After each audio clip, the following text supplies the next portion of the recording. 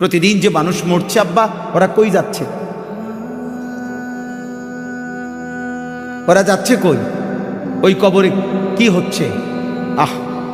খোদার কসম, নবীজি বলছেন কোন কবরে নাফরমানকে যখন নেওয়া হয়, আমি নিজে এই হাদিস পড়াইছি, আল্লাহ নবী সাল্লাল্লাহু আলাইহি সাল্লাম বলে কোন পাপীকে যখন কবরে নেওয়া হয়, কবরের ভিতরে না, কবরে নেওয়া হয় যখন, তার লাশ যখন কাঁধে নেওয়া হয়, এই কাঁধে অবস্থায় নাফরমান আর পাপী আপন স্বজনরা যখন তার লাশ কাঁধে নেয় ঘাটের মধ্যে, আল্লাহর কসম নবী বলে সে এমন বিকট চিৎকার করে, ইয়া ওয়াইলাতা ইয়া লাইতাহা, হে আফসোস আমার স্বজন, আমার ইলা আইনা কদ্দামতুমুনি, আরে ফুত তুই আমারে কই নিচ্ছিস? আমার সন্তান, আমার ভাই, তুই আমারে কান্দে নিয়ে ওদিকে নিচ্ছিস কেন? ওনে আমারে মাইরা ফেলবে তো, আমারে কবরে দিস না রে আব্বা, আমারে কবরে দিস না, আমারে তো ফেরেশতা মাইরা ফেলবে, আমারে তো শেষ করে ফেলবে, আমারে দিস না। এইভাবে স্বজন নিজের স্বজন ডাকে যে, কারণ আপন জনরাই তো লাশ কাঁধে নেয়, আপন জনদেরকে ডাক দে, আব্বা এটা করিস না, আব্বা আমারে নিস না ওইদিকে।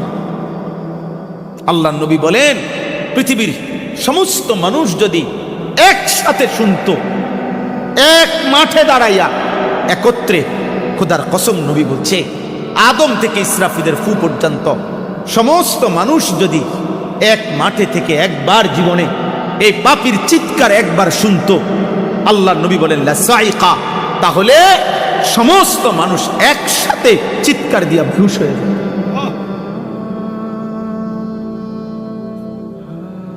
তোমরা মস্কারি মনে করছো, শেষ পর্যন্ত দিন শেষে মিলাইয়া দেখো অর্জন তো কিছুই নাই।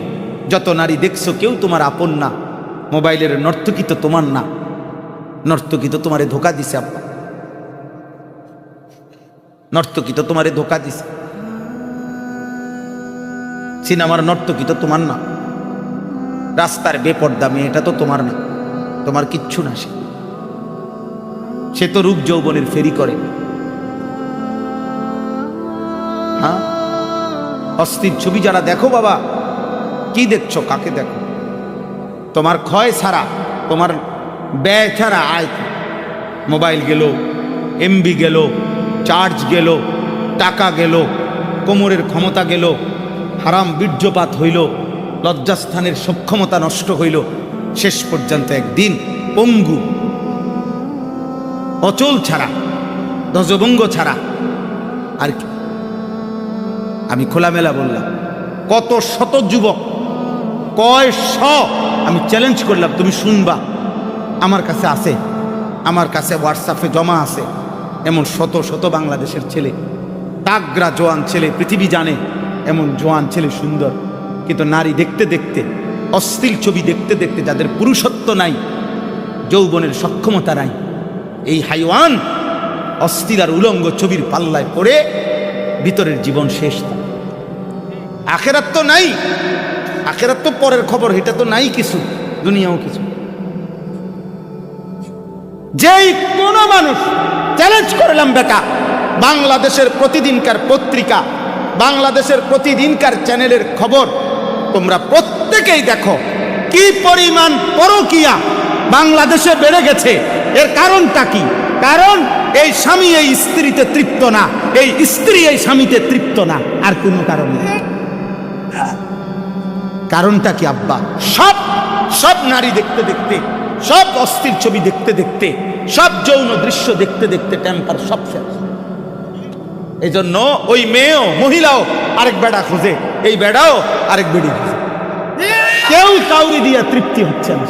নাহলে এক এক দিনের বাংলাদেশের চারিদিকে দেখো, দেখো গিয়া খবর নাও, তোমরা খবর নাও, আর তোমার কাছে না থাকলে আমার জানাও, আমি তোমার কাছে খবর পাঠাবো, আমি একসাথ করে দেবো তোমার, এক সপ্তাহের রিপোর্ট, এক মাসের রিপোর্ট।